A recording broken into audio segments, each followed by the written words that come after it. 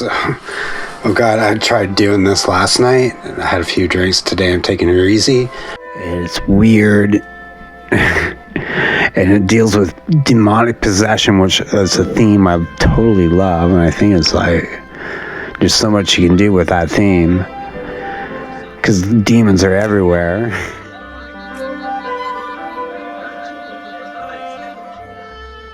But today we're going to be talking about the 1977 horror classic, The Sentinel, starring Christina Rains as Allison. She also was in Nashville in The Duelist. And Chris Sarandon as Michael. He also starred in Fright Night and The Princess Bride. And there's a cavalcade of stars in this. You got Ava Gardner, Burgess Meredith, Christopher Walken, Beverly D'Angelo, Jeff Goldblum, and blink and you'll miss it, Tom Berenger. See it for a quick second. So the movie's about this fashion model and her boyfriend, who's a fiance. He's a lawyer, and they're both looking for apartments, but for two different purposes. John Carradine plays that priest. He's good. Classic actor. He wants to share an apartment with her so they can get married, and she just came through like a very traumatic background in her life where she was suicidal because of things that she experienced while growing up with an abusive father, and some creepy things that he would do. And so yeah, she just wanted to get an apartment on her own and just ease back into her work world. Glamour shampoo. You're missing one of my finer performances. And so she finds an apartment though, which is just a killer deal, like $400 a month and $50 deposit. She takes this apartment, it's fully furnished in New York. And she's like creeped out by like looking from the outside that on the top floor there's like a blind priest guy who just like sits at that window. He's staring at me from that 5th floor window up there. Oh, I'm sure you've been stared at before. Yes. He's been here for years. He's a priest. He's kind of senile. He just sits by the window. He's blind. Blind? Well, then what does he look at? Who knows what he's looking at? Nothing. But she also meets some of the other strange people that reside in the apartment, like Burgess Meredith. He's kind of an extravagant old guy, and she meets a couple of lesbians, Beverly D'Angelo from National Lampoon's Vacation. She does this creepy, self-satisfying performance for herself, and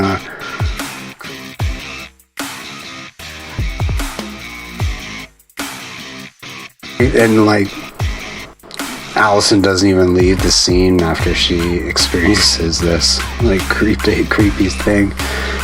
And yeah, so then eventually they throw a party for her. During this time she's starting feeling like she's getting remission or something from her past traumatic experiences. Finding out that her dad has died brings back all these feelings that she had, and she gets sick on set and like passes out and has uncomfortable sleeps, like hearing strange noises and footsteps and clanging metal in their upper floor of her apartment. And Burgess Meredith would always have this like cat like with him and a little budgie or a little bird. And she hears like some cat sounds and sees that the cat is like eating it's a really creepy scene. Cat finally got the bird.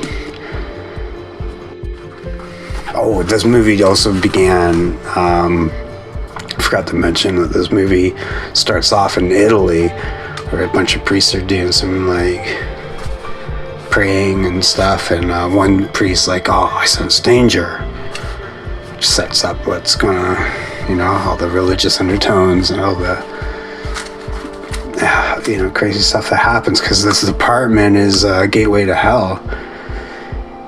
And because that's what the priest guy is like sitting there for. He's the sentinel. He's watching out and making sure nothing happens, and that Allison's supposed to be the next in line to become the sentinel. But all these forces don't want her, like Burgess Meredith and all the attendants. They're actually demonic or devils, and they try to stop this initiation that Allison's going through to become the next sentinel. And her boyfriend, she finds out these people are actually dead. They've been dead for years. Like, they find out with Christopher Walken playing a investigator. And her boyfriend does some investigating on his own too. He finds out like the frightening truth, and so he goes back to the blind priest guy and confronts him and like tackles him to the ground. It's really strange.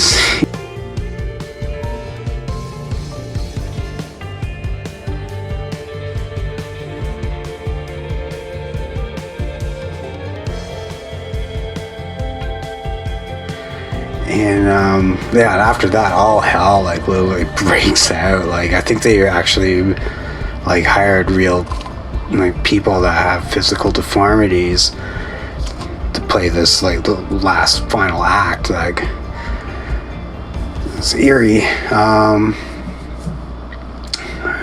But this is like just mind-blowing, the stuff that happens in this. It's pretty spooky, it's pretty scary. It's like right up there with like Rosemary's Baby and The Exorcist, and maybe not as great of acting or anything, but the actors are in there great, and the effects are really cool, and they're very scary scenes. But it's a slow build up, like typical 70s horror. It's like just builds up, and seeing Allison going through her mental anguish, and you don't think it's going to go this far, and it does, and all breaks loose. It's awesome. Definitely highly recommend it. And I think it's available. It was on Tubi for like free, but I saw that it was advertised there. But when I went to check it out, it wasn't streaming anymore. Maybe in the future it will be, but you can always rent it off of Prime too for $4. So it's a hard movie to find. Okay, thanks for checking out my stupid movie reviews, and wicked awesome movie reviews. And like and subscribe, and see you next week, maybe. Peace.